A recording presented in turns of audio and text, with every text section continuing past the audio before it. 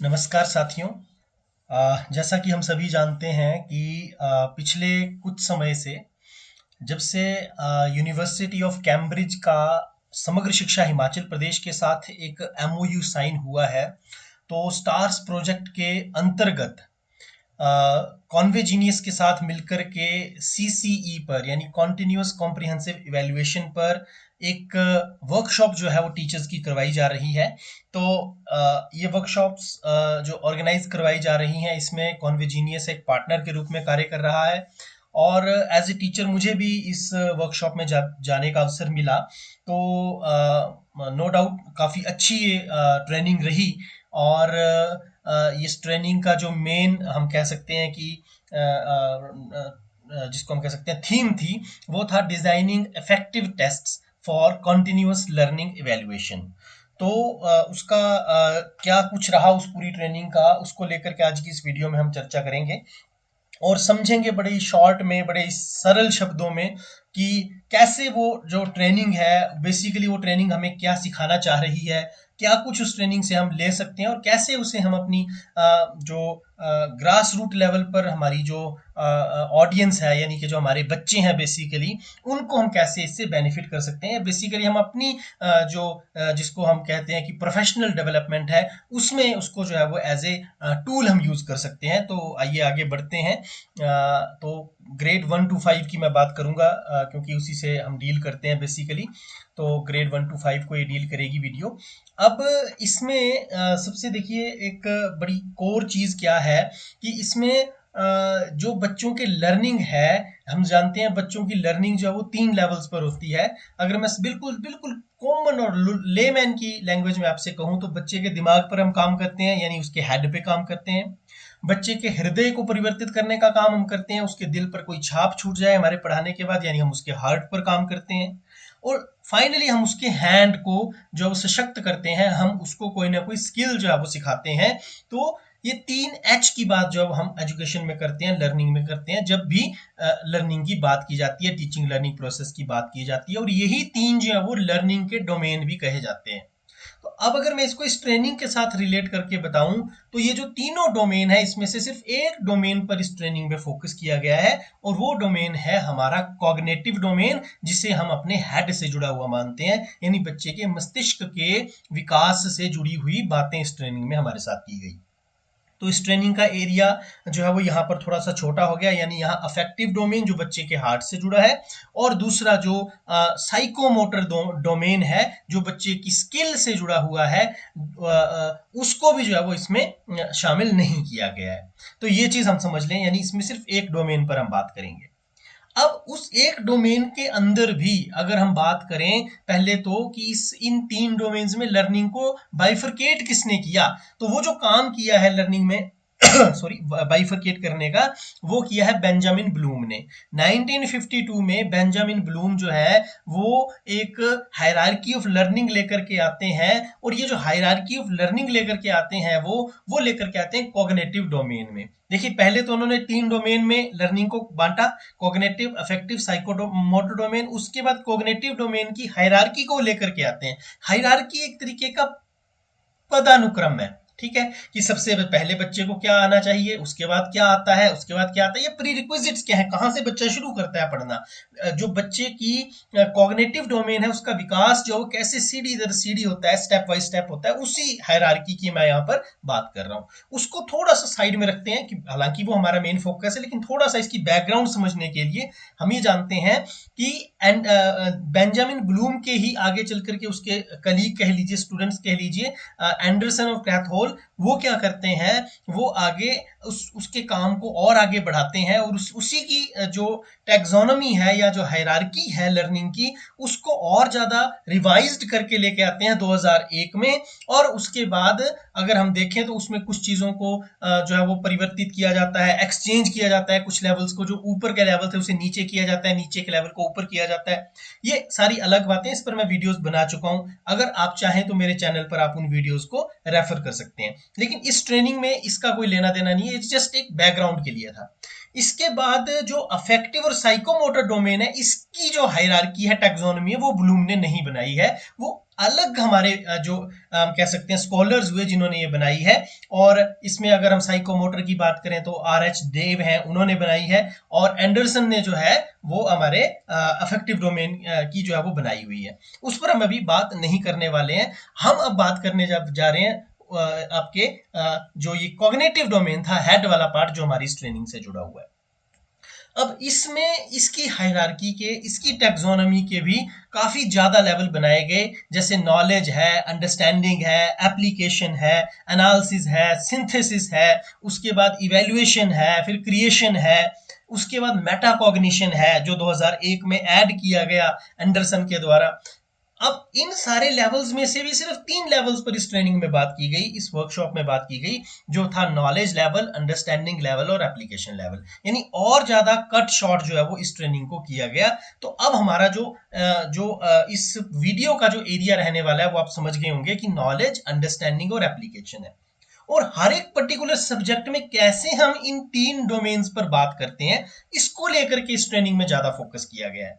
ठीक है जी। और न केवल इन 3 डोमेन्स पर, इन कॉग्निटिव डोमेन के इन 3 टेक्सोनॉमिकल लेवल्स पर बात की गई है, बट इसके साथ साथ इसकी कोर स्किल्स क्या क्या है। जैसे नॉलेज लेवल की अगर हम बात करें तो इसकी कौन कौन सी कोर स्किल्स हैं उसको बड़े डिटेल में इस ट्रेनिंग में बताया गया है। अंडरस्टैंडिंग लेवल की कोर स्किल्स को बड़े डिटेल में बताया गया है, और एप्लीकेशन लेवल की कोर स्किल्स को भी बड़े ज्यादा डिटेल में बताया गया है।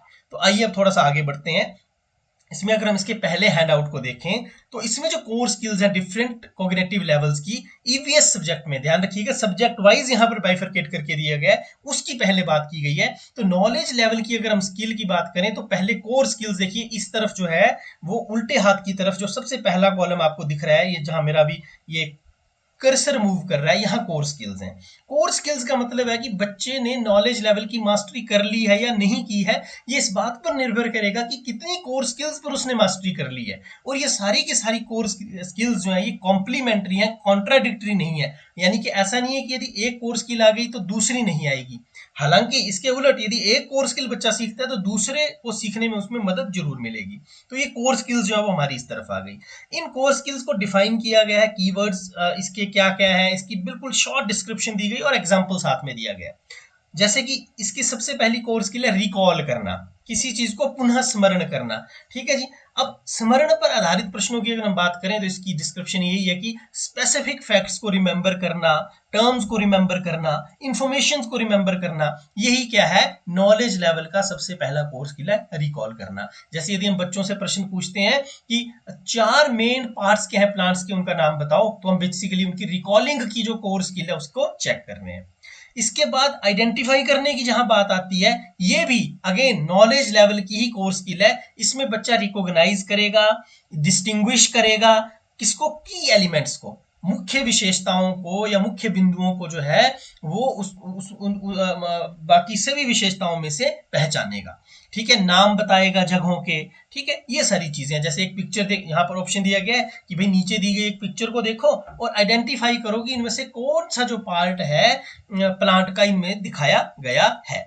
तो इस तरीके के क्वेश्चन जब आते हैं तो इन क्वेश्चंस को हम क्या कहते हैं कि आइडेंटिफाई की जो कोर स्किल है उसको डील करते हैं। फिर इसमें कुछ कोर स्किल्स और ली गई हैं, जैसे बच्चा डिफाइन कर पाता है नहीं कर पाता है, यानी डेफिनेशन किसी चीज की बता पाता है या नहीं बता पाता है, विशेषकर अपने शब्दों में। फिर लिस्ट करनी है, किसी चीज की सूची बनानी है, जैसे प्लांट्स के मेन पार्ट्स कौन कौन से उनकी लिस्ट बनाओ। ठीक है, जिसमें कैरेक्टरिस्टिक्स को लिस्ट करने के लिए कहा जा सकता है, या कोई स्टेप्स हैं उनको सीक्वेंसिंग में बताने के लिए कहा जा सकता है कि उन उन उन आवश्यक मूलभूत जो आवश्यक पॉइंट्स हैं उनकी बात करो जो कि पौधे को भोजन बनाने के लिए जरूरी है, क्या क्या जरूरतें हैं, उसको बच्चा जब लिस्ट कर रहा है मीन्स वो क्या कौन सी स्किल पे काम कर रहा है, नॉलेज की स्किल पे काम कर रहा है, और कौन सी कोर स्किल में काम कर रहा है, लिस्ट की कोर स्किल में काम कर रहा है। इसके साथ साथ पहचानना है, जिसको हम रिकॉग्नाइज कहते हैं। ठीक है, ये भी इसी की एक कोर स्किल है। लेबलिंग करना है। ठीक है, लेबलिंग करने का मतलब क्या है कि हमने एक स्केलेटन खाली दे दिया है, ढांचा दे दिया, और उसमें किस चीज का नाम क्या है ये बच्चा खुद अपने हाथ से लिख रहा है। जैसे मैप है, मैप में बच्चा यदि भारत के राज्यों के नाम भर रहा है तो वो लेबलिंग कर रहा है बेसिकली। उसके बाद यदि बच्चा एक्सप्रेस कर पाता है अपनी जो इन्फॉर्मेशन है उसको स्ट्रेट फॉरवर्ड मैनर में, तो वो क्या होता है, किसी चीज को स्टेट करना। मेंशन करना, ठीक है जी, बताना, उद्धृत करना भी हम इसे कह सकते हैं। इसमें मैचिंग के क्वेश्चंस भी इसी लेवल के आ जाते हैं, और रिप्रोड्यूस करने के या रिपीट करने के क्वेश्चंस जो है वो भी इसी उसमें आ जाते हैं बेसिकली ईवीएस की जब हम बात करें।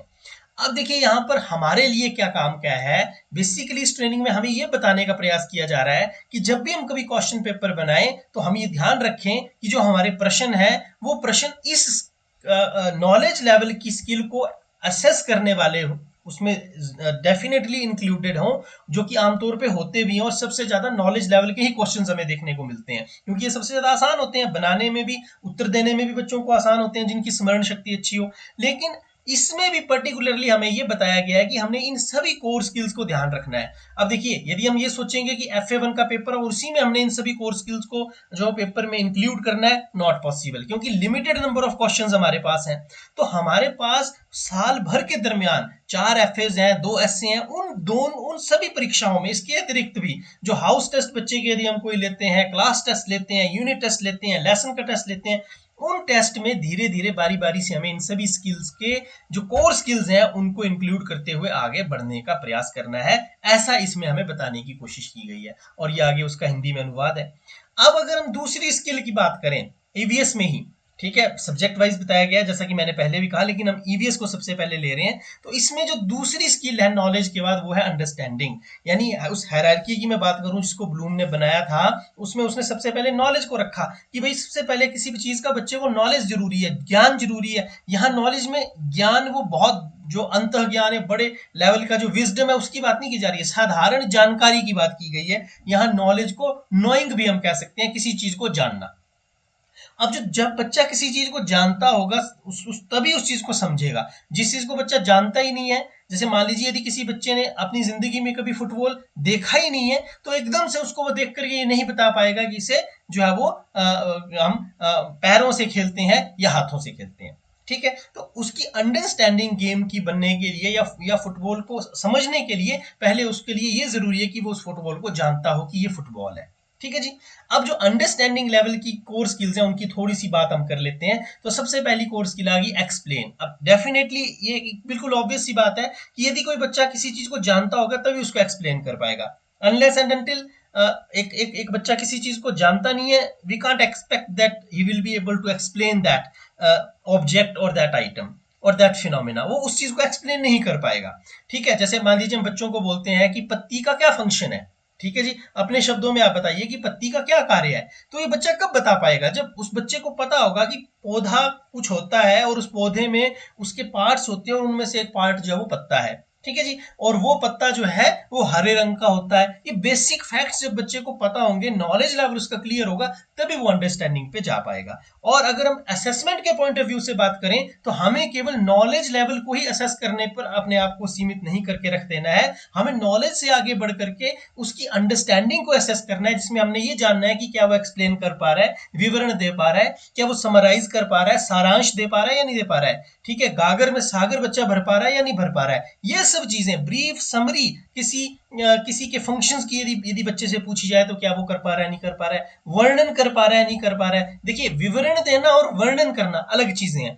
एक्सप्लेन करना किसी चीज को, उसमें हम उसको इलेबोरेट करेंगे, एक्सप्लेन करेंगे, लेकिन डिस्क्राइब करने में क्या है, हमें एज इट इज जैसा वो है उसकी विशेषताओं को वर्णन करना उसका बच्चे को आना चाहिए। जैसे give detail description of concepts या प्रोसेसेस या इवेंट्स। अगर हम इसके एग्जाम्पल की बात करें तो हम कह सकते हैं कि जड़ का कार्य क्या है या उसकी विशेषताएं क्या है, ठीक है, ये बच्चे ने बताना है, ठीक है। और यहाँ क्या फर्क है, यहाँ बच्चा अपने शब्दों में बताएगा कि कितना उसको जो है वो समझ आया, यहाँ सिर्फ वो डिस्क्राइब कर देगा कि क्या उसकी चीजें हैं। और एक चीज मैं और बताऊं, यहाँ एक कंफ्यूजन ये भी हो सकती है कि जो एक्सप्लेन है वही तो डिस्क्राइब है। तो यहाँ भी कंफ्यूजन की कोई बात नहीं है, बिकॉज बीइंग अ टीचर हम ये जानते हैं कि ये जो कोर स्किल्स हैं बेसिकली ये एक अम्ब्रेला टर्म अंडरस्टैंडिंग के अंडर जो है वो आती हैं, तो ये एक दूसरे को ओवरलैप करेंगी ही करेंगी। जैसे कि आप देख पा रहे हैं कि इनके बीच में बड़ा एक धागे के समान का अंतर है, हालांकि यहाँ पर जो ये लाइन है फिर भी मोटी है, लेकिन इन रियल प्रैक्टिकल सिनेरियोज इनके बीच का जो अंतर है बहुत ही थिन है। वी कांट डिफरेंशिएट इट और वी कांट फ्रेगमेंट इट। हम इसको अलग अलग करके नहीं रख सकते, हमें इनको एक साथ करके ही असेस भी करना है और बच्चे को बच्चे में ये सारी वैल्यूज जो है या ये सारी स्किल्स जो है सॉरी वो इनकलकेट भी करनी है। इसके साथ साथ अगर हम बात करें क्लासीफाई करने की, तो ये भी बच्चे को आना चाहिए, वर्गीकृत करना, ठीक है। जैसे मान लीजिए एक लिस्ट दे दी है बच्चे को और बताया गया है कि भाई इस लिस्ट में जो है इस लिस्ट में से आप एक विशेष तरह की चीजों को छांट के अलग रखिए और दूसरी विशेष तरह की चीजों को छांट करके अलग रखिए। इसी तरीके से बच्चा कंपेयर कर पा रहा है, तुलना कर पा रहा है या नहीं कर पा रहा है, और व्याख्या कर पा रहा है या नहीं कर पा रहा है, और इन्फर यानी कि निष्कर्ष निकाल पा रहा है कुछ या नहीं निकाल पा रहा है। ये सारी की सारी जो कोर स्किल्स हैं, ये बेसिकली अगेन फिर अंडरस्टैंडिंग लेवल की जो ये अम्ब्रेला टर्म है इसके अंतर्गत आएंगी, जो सेकंड लेवल ऑफ हायरार्की है, सेकंड लेवल ऑफ टेक्सोनॉमी है, जो कि ब्लूम ने हमें दी थी 1952 में। इसके बाद इसका फिर ये हिंदी में वर्जन आ गया, और आगे अब हम थोड़ा सा बढ़ते हैं और इसमें एप्लीकेशन लेवल को भी दिखाया गया है ईवीएस में अगेन। अब ईवीएस में एप्लीकेशन लेवल में जो जब हम इसको देखेंगे तो सबसे पहली कोर स्किल जो है वो अप्लाई इटसेल्फ है, कि बच्चे ने जो सीखा है क्या वो उसको अप्लाई कर पा रहा है या नहीं कर पा रहा है। जैसे अगर मैं पूछूं कि अगर एक पौधे की पत्तियां अचानक पीली पड़ने लगे तो इसका क्या कारण हो सकते हैं।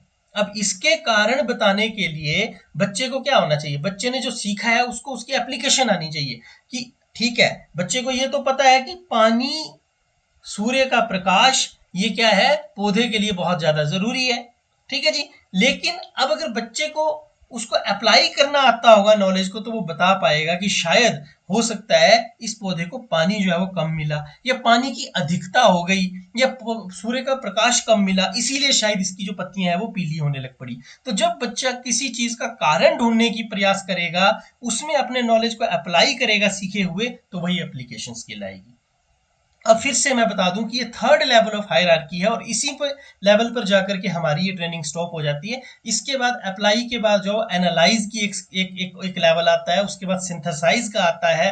एनालाइज का, सिंथेसाइज का लेवल कंप्लीट होने के बाद जाकर के जो है वो क्रिएशन का लेवल आता है, इवेल्युएशन का लेवल आता है, मेटाकॉग्निशन का लेवल आता है, उसको इसमें टच नहीं किया गया है। तो हमारे लिए ये अंतिम स्तर यहाँ पर रखा गया है बच्चों का, जो कि इसकी एक ड्रॉबैक भी हो सकती है ऑब्वियसली, बट इसका ये मतलब नहीं है कि हमें यहाँ पर 3 स्किल्स करवाई गई हैं तो हम चौथी स्किल्स को बच्चों में डेवलप करने का प्रयास नहीं करेंगे, या हम चौथी स्किल्स से रिलेटेड क्वेश्चंस बच्चों से नहीं पूछेंगे। इट्स जस्ट कि ये ट्रेनिंग का पार्ट इतना था, बस इसमें हमें इतनी सी चीजों को रिफ्रेश करवाया गया है। तो इसके बाद हम थोड़ा सा और आगे बढ़ते हैं और इसकी कोर स्किल्स में देखते हैं कि सॉल्व और इंटीग्रेट करना, हल या एकत्रित करना भी शामिल है, ठीक है जी। या आपने मान लीजिए आपके घर पर पौधों को स्वस्थ रखने के लिए जो है क्या क्या कर सकते हैं, ठीक है, और क्यों ऐसा करना जरूरी है। तो पौधों को अच्छी खाद दी जाती है, उन्हें एक ऐसी जगह पर मतलब एक ऐसा वातावरण दिया जाता है जहाँ सूर्य का प्रकाश पर्याप्त मात्रा में हो, पानी उन्हें जो है वो हेल्दी अमाउंट में दिया जाता है, ऐसा नहीं कि बहुत ज्यादा दे दिया,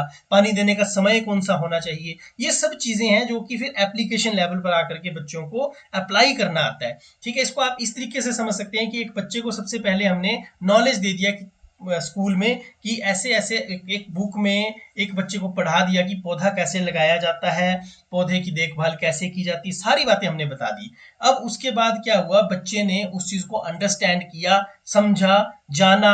उसके बाद बच्चे ने जाकर के क्या किया, एक एक पौधा लिया, उसको प्लांट किया, वो उसकी देखभाल कर रहा है, और अगर वो सक्सेसफुली उसकी जो केयर है वो कर पाता है, तो इट मीन्स कि उसकी जो नॉलेज लेवल की स्किल थी, उसने अंडरस्टैंडिंग में हेल्प करते हुए एप्लीकेशन को सक्सेसफुल बनाने में अपना योगदान दिया है। तो ये सारे के सारे जो कोर स्किल्स हैं, जैसे डेमोन्स्ट्रेट करना किसी चीज को, अगर मान लीजिए मुझे कोई चीज आती है और मैं किसी चीज को जानता हूं, तो डेफिनेटली मैं उसको डेमोन्स्ट्रेट करके दिखा सकता हूं, मैं उसका एक तरीके से जो है वो प्रदर्शन कर सकता हूं, ठीक है जी। फिर यूज कर मैं कब कर सकता हूं किसी चीज को, अगेन जब मेरे में एप्लीकेशन लेवल की स्किल आ जाएगी। एक कंप्यूटर है, बच्चे को हमने थ्योरी की क्लास में बता दिया what is a computer, what is CPU, keyboard, mouse, input output devices, hardware, software, सब कुछ बच्चे ने अच्छे से याद कर लिया, ठीक है, मेमोराइज कर लिया। अब उसके बाद बच्चे ने उसको समझा, किसी दूसरे को काम करते हुए देखा, और अल्टीमेटली जब बच्चा खुद काम कर रहा है, एमएस ऑफिस पे काम कर रहा है, एमएस पेंट पे काम कर रहा है, तब हमें क्या पता चलेगा कि इस बच्चे ने अब यूज करना भी सीख लिया है। इसी तरीके से इलस्ट्रेट करना, कंस्ट्रक्ट या कुछ नया तैयार करना, ठीक है जी। जैसे मान लीजिए बच्चे ने किसी चीज की रेसिपी, चाय बनाने की रेसिपी अपनी किताब में पढ़ी, ठीक है, उसके बाद फिर उसने उसको समझा अच्छे से, पहले उसने उसको याद किया, फिर उसने उसको समझा, and then now he is constructing, और ही इज ट्राइंग टू, हम जिसको कह सकते हैं कि मेक टी, वो चाय बनाने की कोशिश कर रहा है, और जब वो ऐसा कर पा रहा है इसका मतलब अगेन क्या है कि अब उसने चाय बना दी है, चाय का निर्माण कर दिया एक तरीके से। तो छोटे लेवल पर हम ये कह सकते हैं कि ये एप्लीकेशन लेवल का एक एग्जाम्पल है।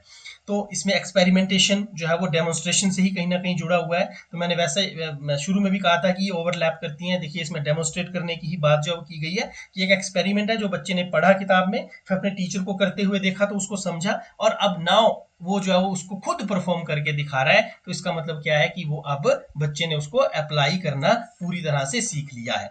ये उसकी अगेन अनुवाद है हिंदी में। अब यही 3 स्किल्स अगेन मैथमेटिक्स में बताई गई हैं दोबारा से। सिमिलर सी चीजें हैं, जैसे नॉलेज लेवल में रिकॉल करना है, तो बच्चे को यदि हम पूछें कि भिन्न 3/5 में जो है वो अंश क्या है और हर क्या है, ठीक है, अगर बच्चा बता पा रहा है कि इसमें 3 अंश है और 5 जो है वो हर है, तो इसका मतलब क्या है कि उसको रिकॉल है, उसको पता याद आ गया एकदम से कि अंश किसे कहते हैं, हर किसे कहते हैं। इसी तरीके से आइडेंटिफाई अगर बच्चा कर पा रहा है, ठीक है, इसी तरीके से अगर बच्चा परिभाषित कर पा रहा है सम संख्याओं को, विषम संख्याओं को, अपने मान लीजिए सूचीबद्ध कर पा रहा है कि मान लीजिए 3 उदाहरण दीजिए किसके, सम संख्याओं के, 3 विषम संख्याओं के, या अभाज्य संख्याओं के, भाज्य संख्याओं के। तो कहीं ना कहीं ये जो चीजें जो हमने पीछे ईवीएस के कंटेक्स्ट में पढ़ी, सिमिलर चीजें अब यहाँ पर जो है वो किसके, मैथमेटिक्स के कंटेक्स्ट में हमने बच्चों से करनी है। यानी इस तरीके के क्वेश्चंस सबसे पहले तो हमें पढ़ाना इस तरीके से है बच्चों को। जो हमारा आकलन और मूल्यांकन है बेसिकली वही हमारे सीखने और सिखाने की दशा और दिशा को निर्धारित करता है। इसी बेसिक आइडियोलॉजी पर ये ट्रेनिंग जो है वो कंसंट्रेट करती है कि यदि हम बच्चे के इवैल्यूएशन पैटर्न को अच्छा बना देंगे तो उसी तरीके से बच्चों का जो लर्निंग लेवल है या टीचिंग लर्निंग प्रोसेस है क्लासरूम में, वो भी अपने आप बेहतर हो जाएगी। तो ये चीजें इसमें बताई गई हैं। आगे अगर हम देखें तो अंडरस्टैंडिंग लेवल पर हमने मैथमेटिक्स में अब अगर हम देखें तो इसमें क्या है कि एक्सप्लेन सबसे पहले यहाँ पर किया गया है। तो एक्सप्लेन करने में हम बच्चे को क्या कह सकते हैं कि भाई एक संख्या रेखा पर भिन्न को जो है वो दर्शा के दिखाई है ना। तो ये बच्चा एक्सप्लेन कर पा रहा है कि नहीं कर पा रहा है, समराइज कर पा रहा है या नहीं कर पा रहा है। तो इस तरह की चीजें जो है, जैसे मान लीजिए ये एक चीज है कि कैलकुलेट बच्चा कर पाता है या नहीं कर पाता है, ठीक है। तो अगर बच्चा इस सम को, ठीक है, 1/4 जमा 2/4 यानी 1/4 प्लस 2/4, इसको यदि बच्चा ऐड कर पा रहा है, इसका मतलब क्या हुआ कि उसको फ्रैक्शंस में बेसिक ऑपरेशन जो है एडिशन का वो आ गया है, और ये आ गया है मतलब उसको समझ गया अच्छे से, ठीक है। और अगर हम इसमें अब आगे बढ़े, अंडरस्टैंडिंग की ओर जाए, तो इसमें देखिए विवरण देना शामिल, ये तो अंडरस्टैंडिंग का भी हमने जस्ट किया, ये उसका एक तरीके से अनुवाद था। अब इसमें देखिए अप्लाई करना है, ठीक है। तो इसमें क्या है, रियल लाइफ जो हमारे सिचुएशंस हैं उनको बच्चा अप्लाई कर पा रहा है, उसमें मैथमेटिक्स में सीखी हुई चीज को अप्लाई कर पा रहा है। यानी जैसे एक केक है, उसको 4 बराबर टुकड़ों में काट दिया और जॉन ने क्या किया, 2 टुकड़े खा लिए। अब जॉन ने केक का कितना हिस्सा खाया। अब अगर बच्चा ये बता पा रहा है कि 4 टुकड़ों में से 2 हिस्से खाने का मतलब है आधा केक खा लिया है, और क्योंकि उसे पता है कि आधे का मतलब 1/2 है, और वो ये बता पा रहा है कि 1/2 हिस्सा जो केक का उसने खा लिया है, तो इसका यहाँ पर ये क्लियर इंडिकेशन है कि बच्चे में एप्लीकेशन लेवल की जो स्किल्स हैं, और उसमें भी स्पेशली जो अप्लाई की कोर स्किल है वो आ रही है, ठीक है। अब जैसे अगला क्वेश्चन है, मीरा के पास 8 टॉफियां थी, उसने 2 टॉफियां अपनी दोस्त को दे दी, तो उसने अपनी टॉफियों का कितना हिस्सा दोस्त को दिया। या और छोटे लेवल पे, फर्स्ट क्लास के लेवल पे अगर हम इतना भी पूछ लें कि उसके पास कितनी टॉफियां बची, ठीक है जी, तो ये क्या है, बेसिकली उसकी सॉल्व की जो कोर स्किल है, इसको चेक करने का एक एग्जाम्पल है, ठीक है, जो कि हमें अपने क्वेश्चन पेपर्स में इंक्लूड करना है। हम उसमें इंक्लूड करें, इसीलिए हमें ये क्या है, ये चीजें हमें हमारी इस ट्रेनिंग में हमें करवाई गई हैं। और यूज, अब जैसे मान लीजिए ये प्रयोग वाला हम देखें, एक्सपेरिमेंट वाला, तो बटन या कंकड़ जैसे छोटे वस्तुओं को उपयोग करके, ठीक है जी, अब भिन्नों को समझाने का प्रयोग करो। जैसे एग्जाम्पल के लिए अगर हम बोले 8 बटन लो और उन्हें 2 बराबर समूहों में बांटो, और देखो ये समूह कुल का आधा है, ठीक है। अब इन 8 बटनों को 4 समूहों में बांटो, और फिर हम कह सकते हैं कि देखो ये अब इसका 1/4 है, 1/4 है। तो ये जो प्रैक्टिकल एक्सपेरिमेंट्स हैं, इस तरीके के एक्सपेरिमेंट से बच्चा कर पाता है, सॉल्व कर पाता है, या टीचर जब इनको करवाता है तो वो बेसिकली क्या करवा रहा होता है, एक्सपेरिमेंटेशन की स्कोर स्किल को, जो कि एप्लीकेशन लेवल की स्किल का एक सब पार्ट है, उसको जो है वो करवा रहा होता है, ठीक है जी। अच्छा, अब मैथमेटिक्स के बाद अगेन इंग्लिश में एग्जांपल दिया गया है। अब इंग्लिश में आप देख सकते हैं कि एक पैराग्राफ दिया गया है, द लोस्ट किटन, बिल्ली का खोया हुआ बच्चा, ठीक है जी। अब बच्चा इसको पढ़ेगा पूरे को और उसके बाद रिकॉल करेगा, जैसे what did Meena name the kitten. अब किटन का क्या नाम रखा बच्चे का, मीरा ने, ठीक है। तो जब उस पैराग्राफ को पढ़ेगा तो उसको एकदम से पता चल जाएगा कि इसका नाम जो है वो उन्होंने क्या रखा था इस पैराग्राफ में। जैसे यहां पर आप देख सकते हैं कि excited and named it Mittu, ठीक है जी। अब इसमें आप मतलब इसको अच्छे से समझ सकते हैं कि ये यहाँ पर सिर्फ और सिर्फ रिकॉल करने की बात है कि बच्चे ने पूरा का पूरा पैराग्राफ पढ़ा है और उसमें से उसको याद आ पा रहा है या नहीं आ पा रहा है। आइडेंटिफाई करने में क्या हो सकता है कि identify one thing Meena did to make the kitten comfortable. उसने क्या किया, तो उसने सबसे पहले उसको क्या दिया, कुछ मिल्क दिया ताकि वो क्या हो, कुछ कंफर्टेबल हो जाए। या बच्चा ये भी कह सकता है कि उसने उसको एक स्मॉल बेड भी दिया, ठीक है, और साथ में उसका स्मॉल बेड बनाया अपने ओल्ड टॉवल से, ठीक है। तो ये चीजें जो है वो हम इसमें रख सकते हैं। जैसे अगर बच्चे को हम पूछें कि define what a kitten is, बताओ क्या एक किटन क्या होता है, तो बच्चा अगर बताता है कि किटन जो है वो बिल्ली के बच्चे को कहते हैं, ठीक है। किटन इज क्या है, वो बच्चा है किसका, बिल्ली का। तो मतलब एक तरीके से बच्चे ने समझ लिया उसको, वो डिफाइन कर पा रहा है, ठीक है। बिल्ली के बच्चे को किटन कहते हैं, ठीक है। इसमें बच्चा लेबल भी कर सकता है, रिकॉग्नाइज कर सकता है, मैच कर सकता है। तो इस तरह की चीजें जो है वो इस क्या इसको क्या कह रहे हैं, नॉलेज लेवल की स्किल में जो है बच्चे से हम पूछ सकते हैं इंग्लिश में।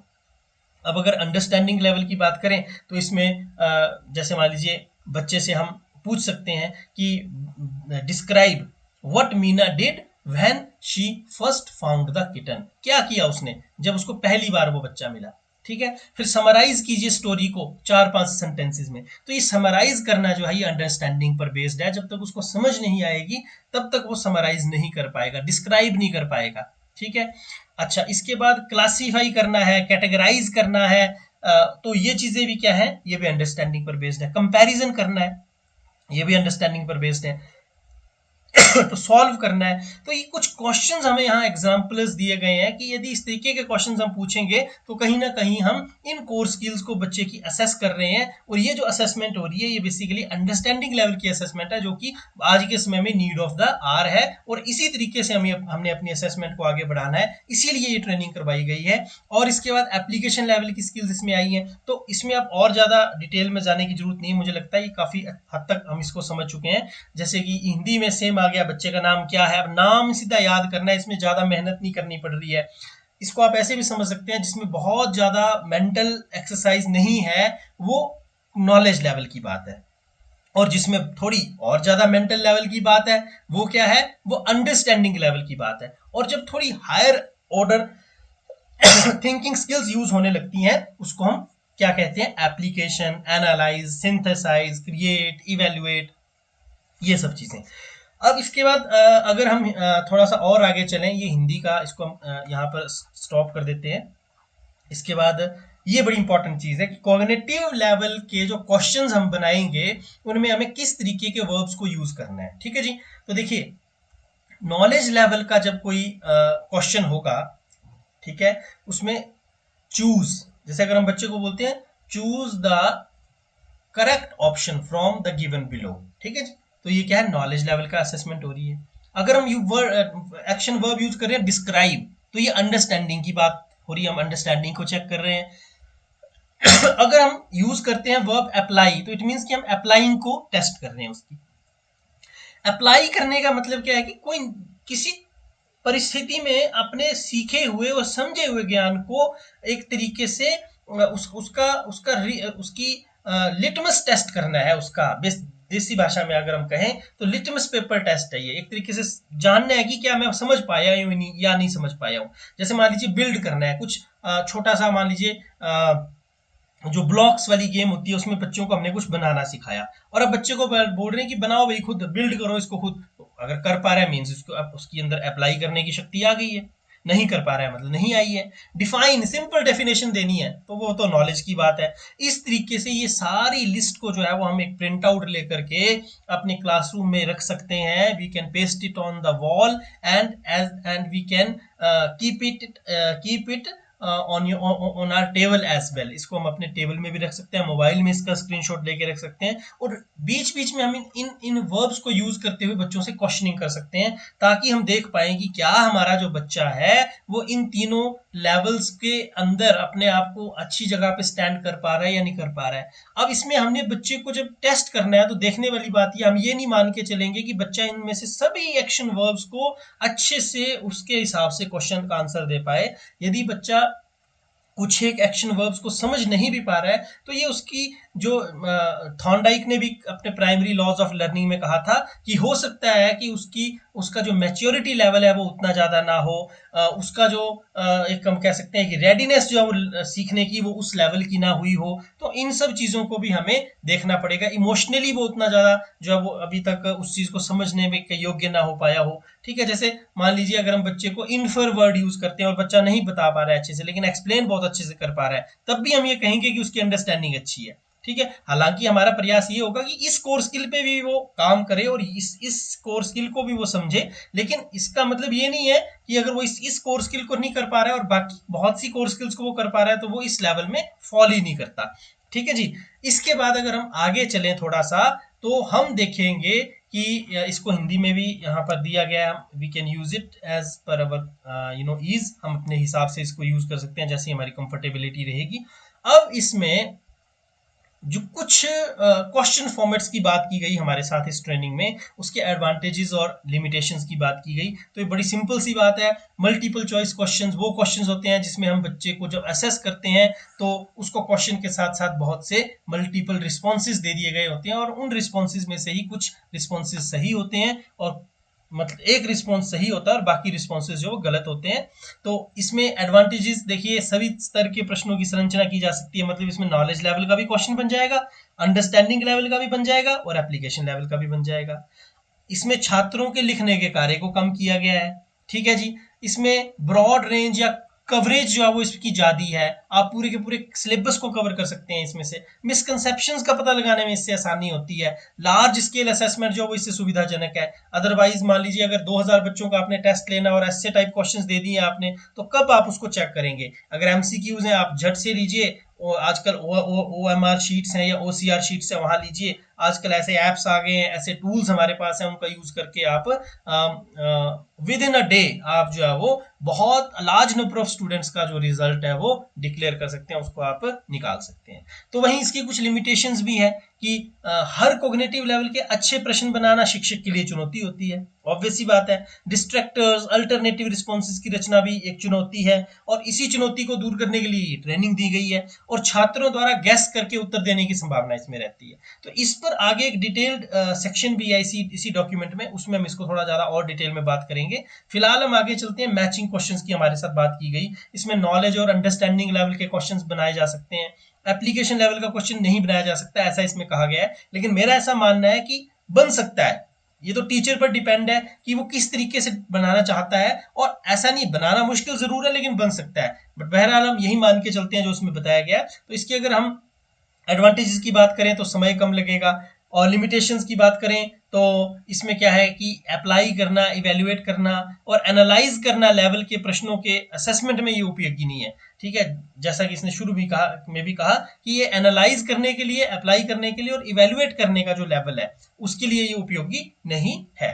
अच्छा, मैचिंग क्वेश्चंस जो हैं इसको अच्छा बनाने के लिए इस ट्रेनिंग में क्या एक सुझाव दिया गया कि जब हम मैचिंग के लिए 2 कॉलम रखते हैं, एक में मान लीजिए 5 आइटम्स हैं हमारे पास, दूसरे में हम क्या करें 6 आइटम्स डाल दें। इससे क्या होगा, एक एक्स्ट्रा ऑप्शन डालने से, कि बच्चा जो है वो कहीं ना कहीं जो आखिरी क्वेश्चन है उसको जो एक तरीके से उसको पका पकाया मिल जाता है वो नहीं मिलेगा, और बच्चे को उसके लिए भी सोचना पड़ेगा। He will have to make some efforts for that as well. ये एक चीज है। उसमें दूसरी चीज हमें क्या सिखाई गई कि जब आप ये मैचिंग क्वेश्चंस को फ्रेम करें तो आप ये ध्यान रखें कि इसमें जो आप कंसेप्ट्स ले रहे हैं वो एक ही अलाइन करते हुए हो, ऐसा ना होमोजेनिटी हो उसमें। ऐसा ना हो कि एक तरफ आपने एक उसमें आप जो है वो हिंदी का कोई क्वेश्चन पूछ रहे हो, दूसरे में आपने जो है वो क्या बोलते हैं उसको, साइंस से कोई क्वेश्चन डाल दिया है। यदि संज्ञा से संबंधित है तो वो संज्ञा से ही, व्याकरण से ही संबंधित होना चाहिए। इस तरीके की भी बात इसमें कही गई। और इसके बाद अगर हम आगे चले, ट्रू फॉल्स क्वेश्चंस हैं, इसमें नॉलेज लेवल की जो असेसमेंट है वो की जाती है, कॉमन मिसकंसेप्शंस को समझने में मदद मिलती है। अब देखिए इसकी लिमिटेशन है, इसमें तुक्का लग सकता है, गैस बच्चे कर सकते हैं। इसकी जो रिलायबिलिटी है, इसके लिए बहुत सारे प्रश्न बनाने पड़ेंगे, 2 4 5 प्रश्नों से आप इसको रिलायबल नहीं मान सकते हैं। तो टेस्ट का रिलायबल होना और उसकी वैलिडिटी उसमें होना, ये भी बड़ी इंपॉर्टेंट है। थोड़ा टेक्निकल ये टर्म्स हैं, इनके लिए आप मेरी प्रीवियस वीडियोस को रेफर कर सकते हैं, उसमें मैंने काफ़ी अच्छी तरह से प्रयास किया है इसको समझाने का। तो व्यापक कंटेंट को असेस किया जा सकता है इससे, ये इसका एक एडवांटेज है ऑब्वियसली, क्योंकि बनाना का ईजी है, एफर्ट्स कम लगते हैं। तो आप जितनी देर में दूसरे क्वेश्चंस बनाएंगे उतनी देर में आप एक वास्ट सिलेबस को जो है वो कवर कर सकते हैं, और एक छात्र 3 4 प्रश्नों का उत्तर 1 मिनट में दे सकता है। बच्चों को भी आसानी है उत्तर देने में। अब फिलिप्स की अगर हम बात करें या फिल इन द ब्लैंक्स की बात करें, तो इसमें जो रिकॉल लेवल के क्वेश्चंस हैं या पुनरावृत्ति करने वाले, उसमें सहायक ये होता है, और प्रश्नों को बनाना इसमें आसान है। ये यादाश्त को तो प्रोत्साहित करता है, लेकिन अवधारणात्मक सोच को यानी कंसेप्चुअल थिंकिंग को ये प्रमोट नहीं करता है, इसकी ये एक ड्रॉबैक है। लेकिन अगर फिल इन द ब्लैंक्स भी बहुत टफ लेवल के बना दिए जाएं तो ये भी उसमें पॉसिबल है। लेकिन इस ट्रेनिंग में हमें यही बताया गया जो कि यहाँ पर मैं आपके साथ शेयर कर रहा हूँ। इसके बाद पिक्टोरियल कुछ क्वेश्चंस होते हैं, डायग्राम बेस्ड कुछ क्वेश्चंस होते हैं, जैसे knowledge, understanding, applying, analysing, evaluating and creating, और चित्र आधारित समझ और व्याख्या का मूल्यांकन करना। ये इन इनसे ये हो सकता है पिक्टोरियल से। मतलब ये भी एक ऐसे क्वेश्चंस हैं जिनसे हम हर जो लेवल है, स्किल लेवल है, उसका क्वेश्चन बना सकते हैं। और ये बड़ी बात है, बच्चों को आकर्षित करता है। लेकिन यदि बिना जरूरत के हमने चित्र डाल लिया है, चित्र की क्वालिटी अच्छी नहीं है, तो वो वेग भी बना सकता है, कठिन, मुश्किल और संशय युक्त भी प्रश्न को जवाब बना सकता है। अगर हम वर्ड प्रॉब्लम्स की बात करें तो वास्तविक जीवन की अवधारणाओं को समझने में बड़ी हेल्प करती हैं। मैथमेटिक्स के कंटेक्स्ट में इसका यहाँ पर इसको जो है वो रखा गया है। जो इबारती सवाल जिन्हें हम कहते हैं, दैनिक जीवन से जुड़े हुए जो सवाल होते हैं, उसकी यहाँ पर बात की जा रही है। तो अगेन ये तीनों स्किल लेवल्स को असेस कर सकते हैं। इसमें एक लिमिटेशन ये है कि इसके समाधान में अधिक समय लगता है, और कुछ छात्रों को इसका जो वो कंसेप्चुलाइज करना इसके लिए इनको इजी नहीं होता है। हम सभी जानते हैं 2 तरह की थिंकिंग बच्चों में देखी जाती है, एक इंडक्टिव रीजनिंग होती है और एक डिडक्टिव रीजनिंग होती है। तो जो इंडक्टिव रीजनिंग है वो तो बच्चों में बचपन से ही होती है, लेकिन इसके लिए बच्चों में डिडक्टिव रीजनिंग आना बड़ी जरूरी है, जो कि कई बार एज अप्रोप्रिएट लेवल ना होने के चलते बच्चों में नहीं आ पाती है। तो ये इसकी एक लिमिटेशन है, जो कि हमें लगता है कि इस ट्रेनिंग में भी बताई गई, और रियल सेंस में इसकी एक ये लिमिटेशन भी है। कुछ शॉर्ट आंसर टाइप क्वेश्चंस के ऊपर बात की गई, तो ये आप देख सकते हैं, आप इसमें लिमिटेशंस वगैरह सब लगभग सेम ही है, मिलता जुलता ही है। अब एसे टाइप या लॉन्ग आंसर टाइप क्वेश्चंस की हम बात करें तो इसको थोड़ा सा समझना जरूरी है। ये हालांकि हर स्किल लेवल को असेस कर सकता है, लेकिन ये मतलब इसमें जो दिए गए समय में कम कंसेप्ट को टेस्ट किया जा सकता है। इसमें सारे कंसेप्ट को आप टेस्ट नहीं कर सकते। 3 घंटे का पेपर है, आप कितने कर लेंथी क्वेश्चंस डाल पाएंगे? सभी लेंथी क्वेश्चंस डालेंगे तो बच्चा पेपर ही पूरा नहीं कर पाएगा, और ऐसा भी नहीं कर सकते कि पूरा दिन आप बच्चे को बिठाए रखें। अब स्कोरिंग की प्रक्रिया इसमें अविश्वसनीय हो सकती है, क्योंकि टीचर के मूड पे, टीचर की परिस्थितियों में उस समय की, और बेसिकली टीचर की सेल्फ लेवल ऑफ अंडरस्टैंडिंग या सेल्फ उसका क्या थिंकिंग है, उस पर भी डिपेंड करता है। तो स्कोरिंग इसमें जो है वो थोड़ी सी डाउटफुल रहती है। फेयर इवेल्युएशन का इसमें थोड़ा सा दिक्कत है, या इसमें अगर रूब्रिक यूज हम करते हैं तो वो एक अलग बात है, अदरवाइज इसमें फेयर इवेल्युएशन बड़ी टफ है। एक ही क्वेश्चन को एक समय में यदि एक टीचर 50 में से 20 नंबर दे रहा है, तो दूसरा टीचर उसमें 48 भी दे सकता है। फिर इवेल्युएशन की प्रक्रिया जो है वो टाइम कंज्यूमिंग है, ये तो हम सभी मानते हैं, लेकिन इसका फायदा भी है। इसमें गैस नहीं बच्चा कर सकता। यदि बच्चे से एक बार पूछ लिया जाए कि मान लीजिए बच्चे को ऑप्शन दे दिया कि निम्न में से पौधे को भोजन बनाने के लिए निम्न में से किस किस की जरूरत है। अब मान लीजिए बहुत से डिस्ट्रक्टर्स दिए और बीच में एक सही उत्तर दिया है जल, तो बच्चा हो सकता है कि नहीं भी पता है तो गैस करके भी ठीक कर दिया। लेकिन यहाँ पर अगर बच्चे को एक बार पूछ लिया गया ऐसे टाइप क्वेश्चन में, तो वो गैस नहीं कर पाएगा, उसको वो पूरा का पूरा लिखना ही पड़ेगा। इन प्रश्नों को बनाना बड़ा आसान है टीचर्स के लिए, क्योंकि टीचर्स कंफर्टेबल या टीचर का ये कंफर्ट जोन रहता है। तो उसके बाद छात्रों को विषय का गहन अध्ययन जरूरी है, इसके लिए उसको पढ़ना पड़ेगा, डीप थिंकिंग करनी पड़ेगी।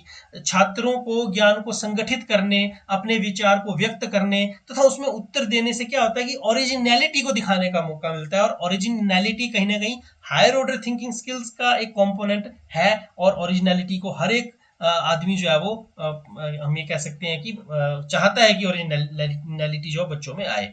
आजकल हर कोई 21st सेंचुरी में हम यही बात करते हैं कि किसमें क्या नया है, ओरिजिनल क्या है। अगर थोड़ा सा और आगे बढ़े तो इसमें कुछ ओवरऑल कॉमन गाइडलाइंस दिए हैं अच्छे क्वेश्चन पेपर बनाने के। तो इसको आप देख सकते हैं कि प्रत्येक प्रश्न एक विशिष्ट सीखने के उद्देश्य या प्रतिफल पर आधारित हो। लर्निंग आउटकम्स, हर क्वेश्चन का लर्निंग आउटकम के साथ अलाइन होना, मैप होना मैंडेटरी हो, ऐसा टीचर को देखना चाहिए। प्रश्न बनाते समय हमें NCF-SE यानी national curriculum framework for school education और NCF जिसको शॉर्ट में कहा जाता है फाउंडेशनल ईयर NCF-FE, उसको भी हमें थोड़ा सा देखना पड़ेगा। उसकी क्षमताओं को ध्यान में रखना है, निपुण के लक्ष्यों को ध्यान में रखना है, डोंट नो इसमें वो लिखा है या नहीं, बट वो भी रखना है। फिर जो आकलित किया जाने वाला कौशल है, आंकलन जिसका किया जा रहा है या किस क्षमता का आंकलन किया जा रहा है, वो स्पष्ट रूप से उल्लेखित होनी चाहिए। क्वेश्चन पेपर में भले ही ना हो क्योंकि बच्चे का उससे कोई लेना देना नहीं है, लेकिन जो ब्लूप्रिंट बनता है उसमें ये चीज होनी चाहिए। आवश्यक विषय वस्तुओं को ही प्राथमिकता दें, ऐसा ना हो कि इनएप्रोप्रिएट चीजें या अतिरिक्त विवरण उसमें हमें नहीं देना है। और जहां तक संभव हो दैनिक जीवन से जुड़े हुए हो प्रश्न, क्योंकि बच्चा अच्छे से उससे रिलेट कर पाएगा। फिर आकलन करने के लिए चुने गए सभी विषय वस्तुओं में से संतुलित रूप में लिए जाएं। ऐसा नहीं है कि किसी एक दो टॉपिक जो टीचर के फेवरेट है वहां से ही सारे क्वेश्चन डाल दिए और बाकी जो टॉपिक लाइफ में भले ही बड़े इंपॉर्टेंट है लेकिन क्योंकि टीचर के वो फेवरेट नहीं है तो उनमें से कोई क्वेश्चन नहीं आया। ये हमें थोड़ा सा ध्यान में रखना है। या बच्चे के बड़े फेवरेट है हमने तब उसमें से डाल दिया। फिर अलग अलग कॉग्निटिव जो कम्प्लेक्सिटीज हैं, उनका जो लेवल है उसको भी हम उसका आकलन करना है। पीछे वही बात की गई, 3 लेवलों की हमारे साथ यहाँ बात की गई है, लेकिन हमें उन 3 लेवलों से हटके भी अदर लेवल्स पर भी बात जो है वो करनी है। अब प्रश्नों को सटीक, सामयिक और वर्तमान सर्वोत्तम प्रथाओं को दर्शाने वाला बनाएं। ठीक है जी, ऐसा नहीं है कि प्रश्न ऐसा हो जो अस्पष्ट हो, सटीक ही ना हो, बिल्कुल सामयिक ना हो। बहुत पुराने समय में जो प्रश्न जिस तरह के होते थे, कोई ऐसा प्रश्न पूछ लिया जिसका रेलेवेंसी कोई नहीं है। इसके बाद दैनिक जीवन के अनुप्रयोग, समस्या समाधान, प्रॉब्लम सॉल्विंग, इसके साथ बच्चों के प्रश्नों का जुड़ाव होना बहुत ज्यादा जरूरी है। अगर हम बात करें भाषा में, तो भाषा हमारी कैसी होनी चाहिए? सरल, स्पष्ट, संक्षिप्त, सुबोध और संशय रहित तो होनी चाहिए। और जहां तक आवश्यक हो तकनीकी शब्दावली और जटिल वाक्य संरचनाओं से हमें बचना है। जहां संभव हो सक्रिय वचन का यानी एक्टिव वॉइस का यूज करना है ताकि वो प्रभावी लगे। पूरे मूल्यांकन में सुसंगत शब्दावली, सुसंगत वो शब्दावली जिसमें आगे वाला जो शब्द हम यूज कर रहे हैं किसी वाक्य का, वो अपने पिछले वाले वाक्य से पूरी तरीके से कोहेरेंस बना करके रखे, संबंधता बना करके रखे। भाषा का स्तर छात्रों की उम्र और कक्षा के अनुरूप हमें रखना है। ठीक है जी, नकारात्मक रूप से शब्दबद्ध प्रश्नों से हमें बचना है और यदि उपयोग किया जाए तो नकारात्मक शब्दों को हाईलाइट जरूर कर दे। फिर कुछ प्रमुख शब्दों और वाक्यांशों के लिए हमें सुसंगत फॉर्मेट का प्रयोग करना है। जो फॉर्मेट जिसके लिए अप्रोप्रिएट है उस क्वेश्चन को उसी फॉर्मेट में पूछना है। ठीक है, फिर प्रत्येक प्रश्न या अनुभाग के लिए स्पष्ट और सटीक निर्देश हों, क्योंकि निर्देश बच्चों को सही उत्तर देने में बहुत मदद करते हैं। प्रश्न में अपरिचित नाम ना आए, संदर्भ ना आए और उसका उपयोग करने से हमें बचना है। व्याकरण, वर्तनी और विराम चिन्हों की सटीकता सुनिश्चित करनी है। जहां तक हो सके उसकी अशुद्धता को हमें क्या करना है, उसका निराकरण करने का प्रयास करना चाहिए, उसकी प्रूफ रीडिंग करनी चाहिए। इसके बाद अगर निर्देशों की बात करें तो प्रत्येक अनुभाग, प्रश्न के प्रकार, उसकी शुरुआत में ही स्पष्ट और विस्तृत निर्देश हमें देने हैं। परीक्षार्थियों को प्रारूप से परिचित कराने के लिए उदाहरण या अभ्यास प्रश्न शामिल करने हैं और प्रत्येक अनुभाग या पूरे मूल्यांकन के लिए निर्दिष्ट समय बताना है हमें कि कितना समय में ये पेपर करना है, वो हमें बताना है। आवंटित अंक क्या कितने हैं, कहने का अभिप्राय है कि कितने प्रश्न कितने करने हैं और प्रश्नों के अंक कितने होंगे और प्रश्न कितने समय में करने हैं, ये स्पष्ट बातें हमें बतानी है। और जो कॉग्निटिव कम्प्लेक्सिटी है उसके अनुसार ही अंकों का आवंटन करना है। यानी कोई क्वेश्चन बहुत टफ है और उसके अंक बहुत कम है तो शायद बच्चा उसको छोड़ ही दे, करे ही ना। ठीक है, या करे भी तो उतनी गंभीरता से ना करें। तो हमें ये सब कुछ सुनिश्चित करना है कि निर्देश सभी परीक्षार्थियों के लिए सुलभ व समझने योग्य हों और उन निर्देशों में एक समान और सुसंगत उनको रखने का हमें प्रयास जो है वो करना है।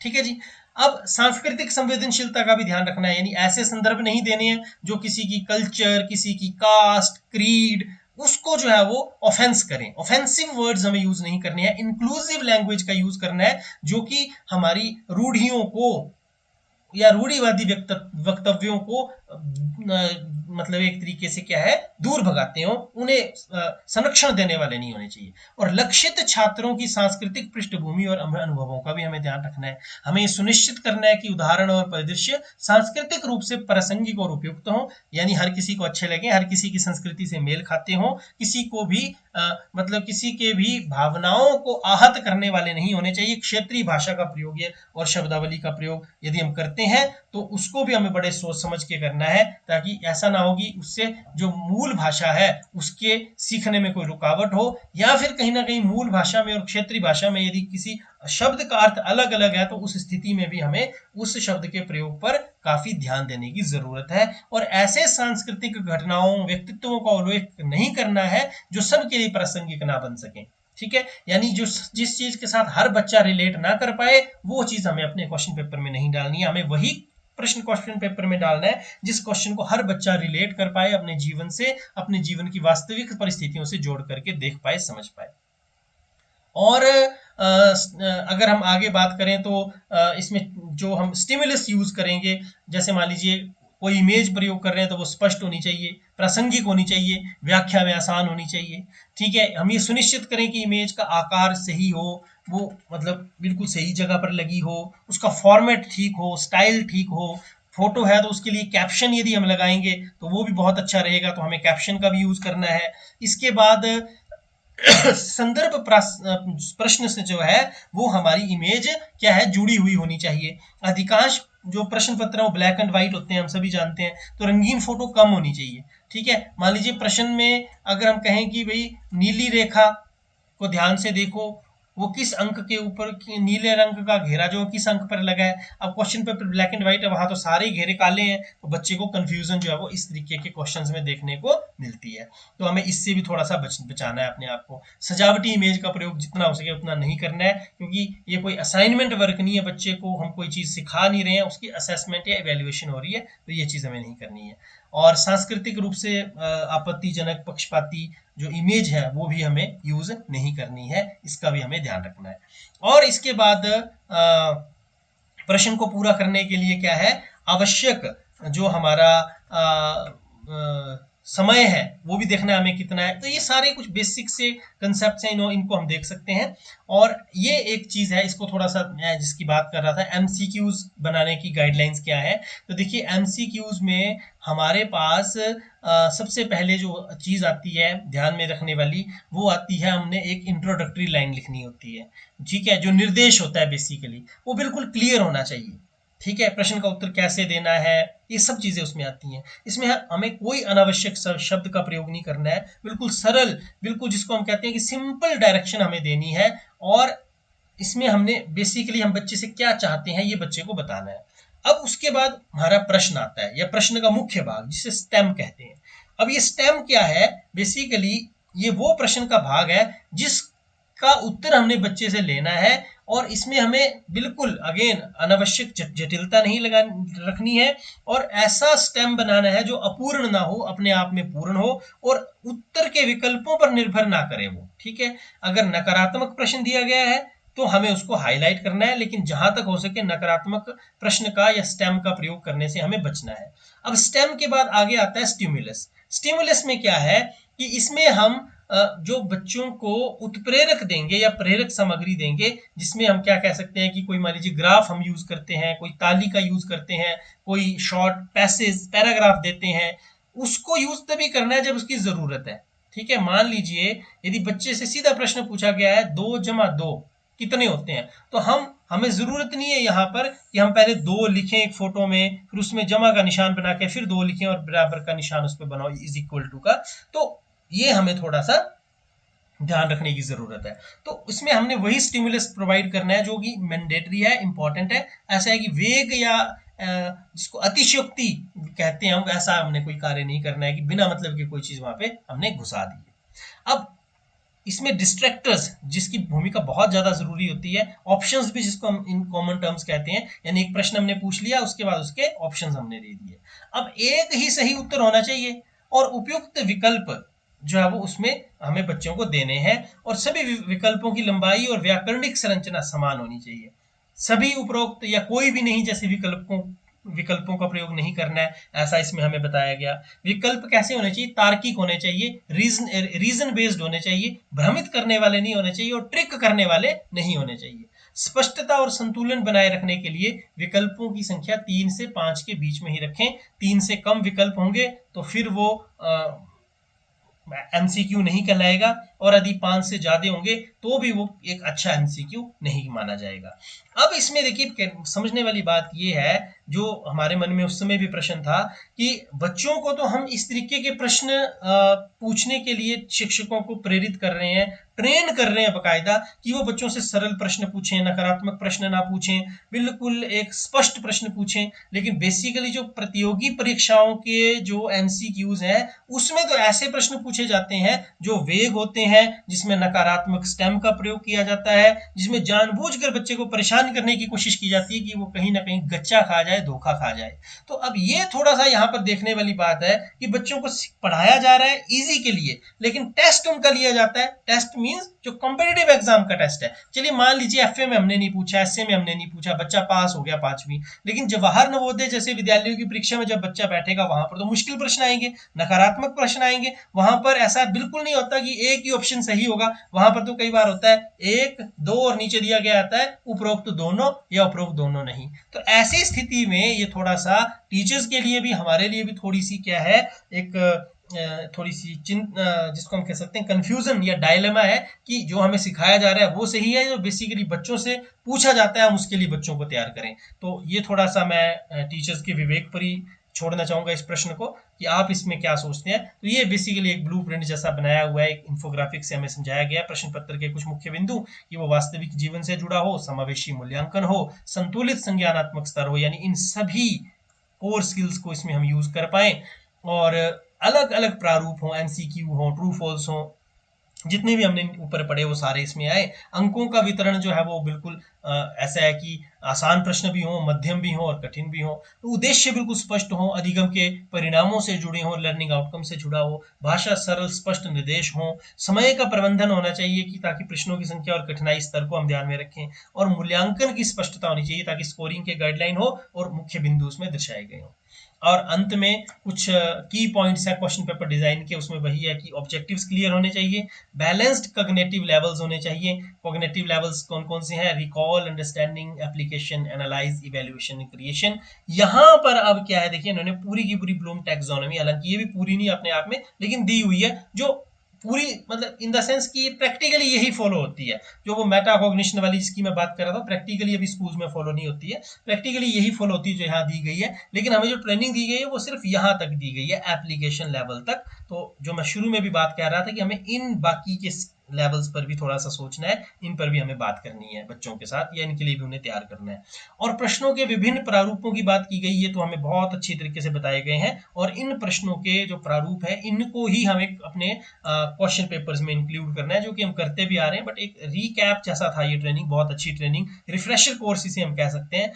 अंकों का वितरण बिल्कुल समान, मध्यम और कठिन प्रश्नों को संतुलन बनाते हुए होना चाहिए। समय प्रबंधन की बात इसमें की गई, भाषा अनुकूल होनी चाहिए, वास्तविक जीवन से जुड़े प्रश्न होने चाहिए। ठीक है, जैसे अगर रेशो पर प्रश्न है दुकानदारी, तो खाना पकाने या यात्रा से संबंधित भी हो सकते हैं। ठीक है, इंक्लूसिव असेसमेंट की इसमें बात की गई है, क्लैरिटी इन इवैल्यूएशन क्राइटेरिया की बात की गई है।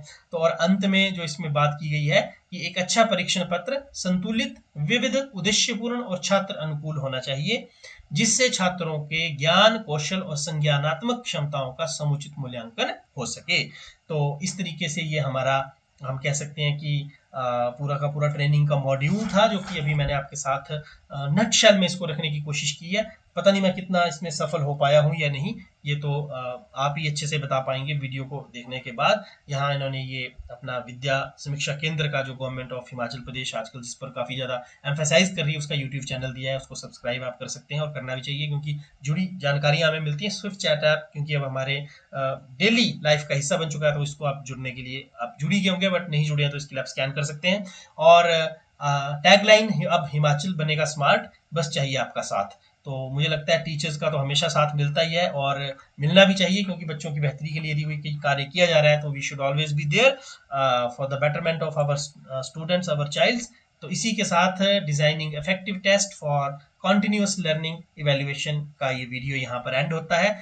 थोड़ा जल्दी जल्दी में किया तो बहुत सी चीज़ें हो सकता है ऊपर नीचे भी हुई हो, तो उसके लिए आप कमेंट कर सकते हैं। आप अगर आपको कोई चीज़ समझ ना आई हो या जल्दी जल्दी में निकल गई हो, छूट गई हो, इधर उधर हुआ हो, तो उसके लिए I am sorry for that. आपसे फिर मुलाकात होगी एक नई वीडियो में, तब तक के लिए नमस्कार, धन्यवाद, जय हिंद।